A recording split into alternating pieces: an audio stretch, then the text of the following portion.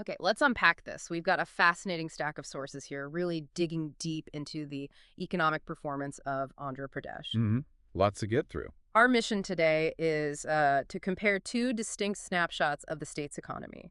We're using data mainly from the AP Socio Economic Surveys. Right. Those surveys are key. We're looking at the 4 years from 2015-16 up to 2018-19. Okay, that first block. And then comparing that to the 5 years right after, 2019-20 through to 2023-24, and that includes the latest estimates too. Yeah, so nearly a decade's worth split into two periods. It's a valuable comparison. Definitely. It lets us see shifts, maybe different trends beyond just looking at 1 year in isolation. Exactly. It helps us understand the trajectory, maybe what was driving things in each period, not just numbers, but the story behind them. Right. It's like looking at two different photo albums of the state's financial life. And maybe before we dive into the numbers, we should quickly touch on the state itself, just for context. Good idea. The sources mentioned the basic profile from the 2011 census. Yeah, so Andhra Pradesh, it's the 8th largest state by area, has that really long coastline, second longest in India, Strategically important. and population-wise, it's 10th largest, about, what, 4% of India's total population? With a density around 304 people per square kilometer. And the sex ratio, pretty balanced, 997 females per 1,000 males. Literacy rate was 67.35% back then. So that's the backdrop. A large coastal state with a significant population. Okay, so with that picture in mind, let's get into the economic performance. The big picture first. Growth. Let's do it. Gross state domestic product, GSDP. And crucially, let's start with constant prices, so adjusted for inflation. Real growth. Right, and the sources show a pretty clear difference between our two periods here. They really do. That first period, 2015-16 to 2018-19, the average real GSDP growth was, well, quite strong, 8.99%. Almost 9%. That's pretty high momentum. It is. But then you look at the next period, 2019-20 to 2023-24. The average drops quite a bit, actually, down to 5.59%. Okay, so a noticeable moderation. That suggests, like you said, less real expansion in the state's economy compared to before. Precisely. A definite slowdown in the underlying economic activity. And what about nominal growth? GSDP at current prices. Does that show the same thing? A similar pattern, yeah. Still positive growth, of course, but slower. The first period averaged 13.59%. Okay. The second period averaged 10.59%. So the slowdown is visible even before adjusting for inflation. Got it. And per capita income, how did that fare? Same story again, following the overall trend. Average growth in per capita income at current prices was 13.18% in that first phase. Strong. And it moderated to 9.61% in the second phase. Though it's worth noting, the sources do mention the estimate for 2024-25, right? Per capita income over 2.68 lakh. Yes, they do. And that figure is actually higher than the national average. So even with the slowdown, income levels in AP remain relatively high compared to India as a whole. Okay, so the first big takeaway on growth. Definitely faster expansion in the earlier period, a clear moderation later on, but income levels still comparatively strong. That sums it up well. The momentum clearly shifted. Right. So where did the slowdown happen? Let's look at the sectors.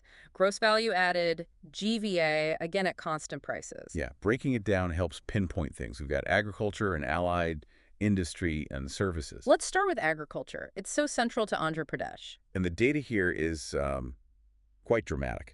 Really stands out. Oh, so? Well, in that first period, 2015-16 to 18-19, agriculture and allied sectors grew at an average of 11.26%. Wow. Over 11% average for agriculture. That's huge. It's very significant growth for that sector. But then you look at the later period, 2019-20 to 23-24. The average growth rate plummets down to 4.97%. Less than half. That's a massive change for such a key part of the economy. It really is. It raises a big question. What caused that? The sources highlight the number, but don't detail the specific causes for that drop. Definitely a major shift. Okay. What about the industry sector? Did that see a similar fall? Actually, no. Industry seems to have been more resilient. The average growth was pretty stable. Really? Yeah, it was 8.04% in the first period, and actually slightly higher, 8.13% in the second. So industry held steady, more or less. That's good to see. Any particular bright spots within industry? The sources mentioned the manufacturing subsector specifically, estimating solid growth of 6.57% for the 2024-25 outlook. Okay.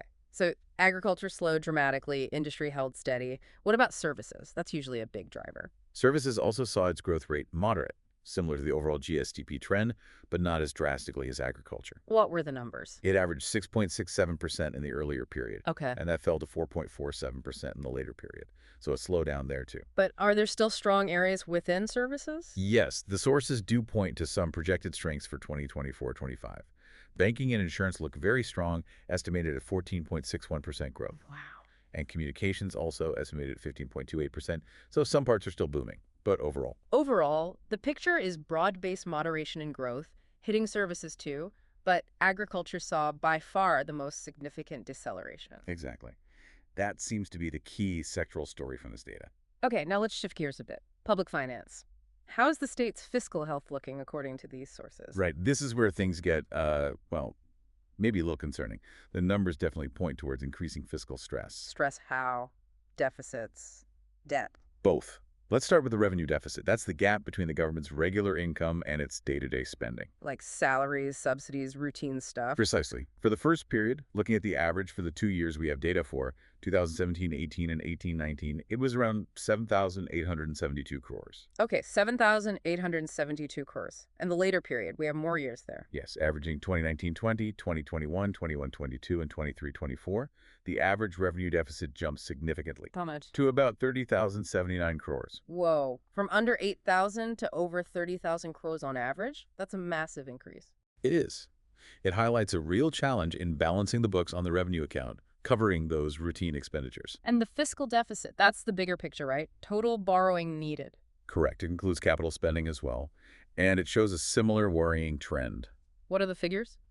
The average was around 29,988 crores in the first period. Nearly 30,000 crores. And in the second period, that average climbed to 49,126.75 crores.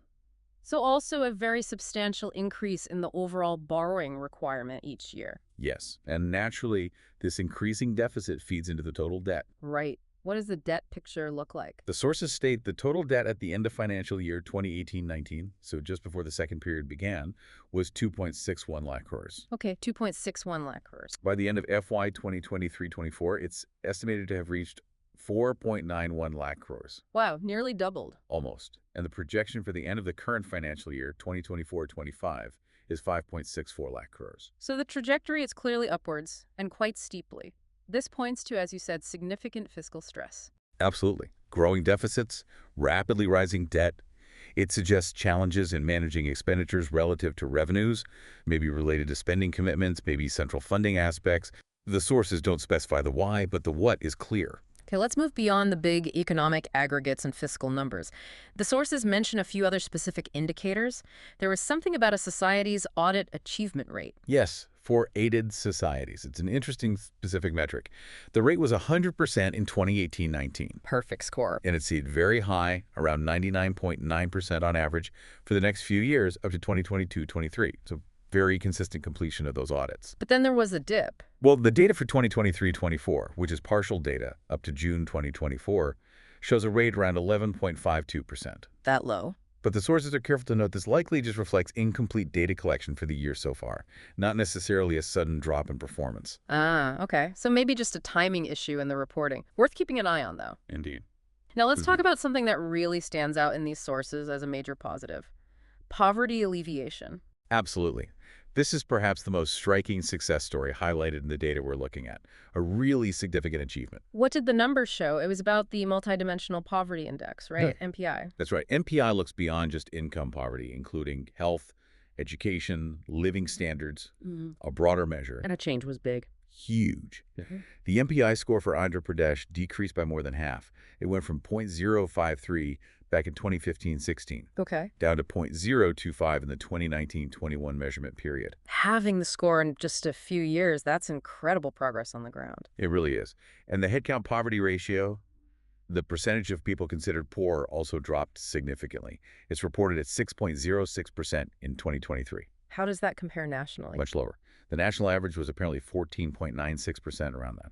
So AP is doing considerably better on that front. Yeah. The state ranked 9th among 28 states in MPI. And do the sources give any indication why this happened? What drove this success? They do attribute it to specific government programs, things like direct benefit transfers, getting cash directly to people, Mm-hmm. rural employment schemes like MGN RGS providing work, Right. and also initiatives focused on women's empowerment. It seems these targeted efforts made a real difference. And this fits with the state's goals. Yes, it aligns perfectly with Andhra Pradesh's stated zero poverty vision for 2030, which itself connects to the broader UN Sustainable Development Goals. So here's the fascinating contrast then. We saw moderating overall economic growth, increasing fiscal challenges, Yes. but at the same time, truly remarkable progress on reducing poverty. It's a very important point.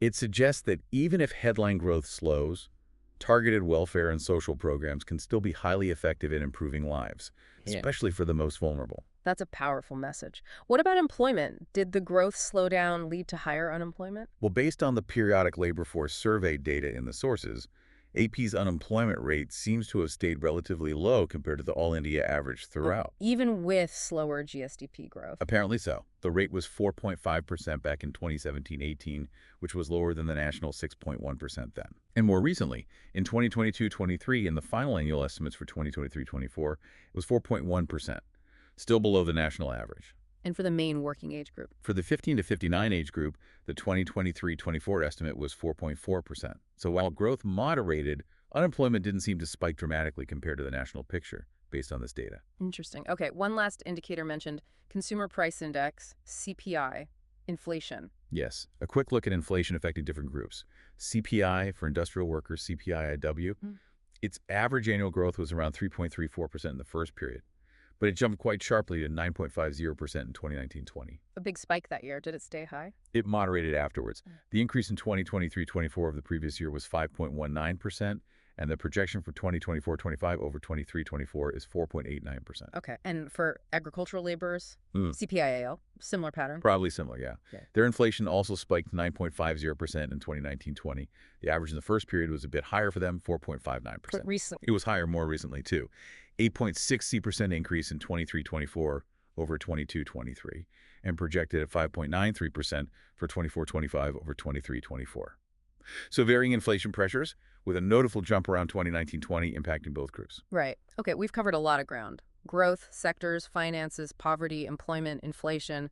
How do we synthesize all this? What's the main takeaway when you put it all together? I think what's really fascinating, as we've touched upon, is the complex, almost paradoxical picture that emerges when you compare these two periods based on the sources. Paradoxical how? We have the earlier period, 2015-16 to 18-19, showing clearly stronger overall economic expansion, higher GSDP growth, faster per capita income growth, more economic momentum. Right, the boom years, relatively speaking. Then the later period, 2019-20 to 23-24, shows a distinct moderation in that growth, slower expansion overall. And sectorally, we saw agriculture slow down significantly, industry hold steady, services moderate. Exactly. And alongside that economic slowdown, you see this clear increase in fiscal pressure, Yeah. deficits widening substantially, debt climbing rapidly. That's one side of the coin, the Yes. challenges. Yes, but then the other side is that remarkable success story on poverty reduction.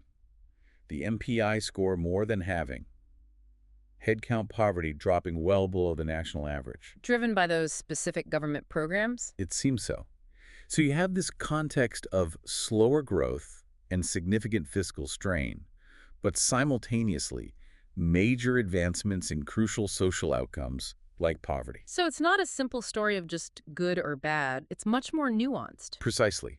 It highlights this complex balancing act that states like Andhra Pradesh are navigating, trying to achieve ambitious development goals like the zero poverty vision, Which they seem to be making real progress on. while also dealing with the realities of economic cycles, sectoral shifts, and fiscal constraints. It really makes you think about, the different levers the government can pull, policy choices made during these periods, perhaps different priorities, alongside external factors we haven't even discussed. Absolutely. How do choices about where to allocate resources, maybe more towards those direct benefit transfers versus, say, large infrastructure projects, influence this mix of outcomes? It leads to a really interesting question, I think, for anyone looking at this. Yes. And maybe this is something for you, the listener, to consider. When you look at a state economy like this, how do you weigh the importance of high overall GSDP growth against achieving really significant social progress, like cutting poverty in half? especially when resources are tight and there are clear fiscal challenges. What's the right balance? That's a deep question. Definitely a lot to mull over there. For sure. Well, that wraps up our deep dive into the Andhra Pradesh economy across these two periods based on the sources we had. Thank you for exploring these numbers with us.